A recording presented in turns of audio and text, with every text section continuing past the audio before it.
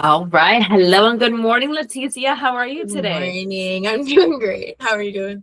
I'm doing good. I apologize if I was frozen there for a second. Every time I start recording, it's a little wonky, but I appreciate you making time for me this morning. I would love for you to kickstart this interview and tell me a little bit about your professional experience. Yeah, no problem. I'm definitely glad to be here with this interview. I had a huge history in customer service. I've been working in customer service for about 12 years.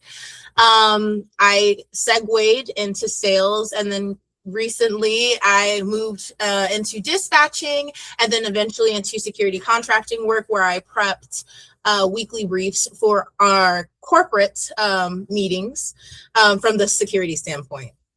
Amazing. And thank you for your introduction. I too have your resume pulled up. And again, kind of touching base on what you mentioned was, you've worked in customer service for well over 12 years, you've worked in logistics, and you've worked in tech. So what I can see is that you're able to adapt to a multitude of environments. So that's definitely key here. I want to touch base on your position over as, let me see here, as a logistics dispatcher at US Pack. So you were there for quite some time. So if you don't mind, tell me a little bit about what your day-to-day looked like at that role. Yeah, no, absolutely. I actually very really enjoyed my dispatching. I did that for about 6 to 7 years. I worked with truckers, which a lot of them were retired VA. So you deal with a lot of different personalities. My job was to make sure that our clients, whatever products that they were moving, whether it was machinery or if it was medical, that we were getting it from point A to point B.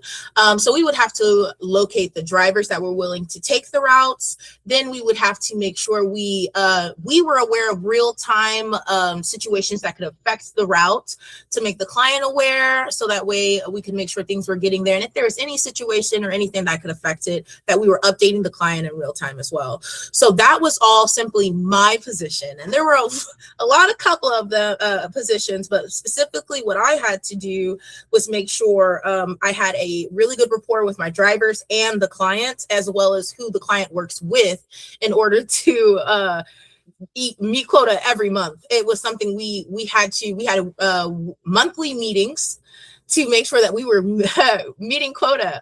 Yeah. That meant driver retention.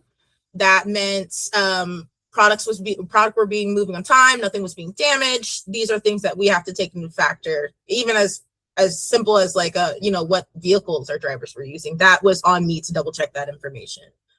Absolutely. And, your experience as a dispatcher really stands out. One, for your tenureship there. I mean, you worked at US Pack from 2018 all the way down to 2024. And then, as far as everything that you were able to do at that position, I mean, dispatching, we know it's not easy. You have to maintain that communication with your clients, vendors, your drivers, ensuring, hey, what's your ETA? Are you going to make it on time for deliveries, tracking and tracing, and everything that comes to that? So a lot of multitasking, a lot of high volume calls, emails, chats, right? So I always love to see when a candidate has this type of volume with experience in logistics and dispatching. So thank you for sharing that with me.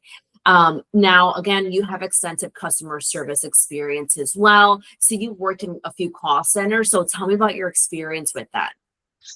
Yeah, customer service is just really empathy.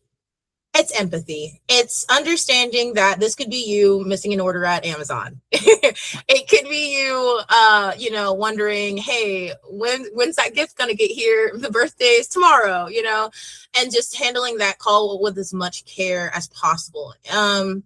I dealt with a lot of customer accounts.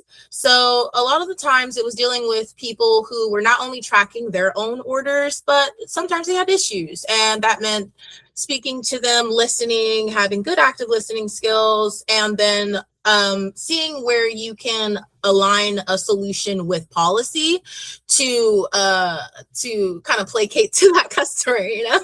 So Yeah, it's a big responsibility because at that point the customer is frustrated and you are the face of the first response. So it's a very serious role. I think customer service, people don't really understand that.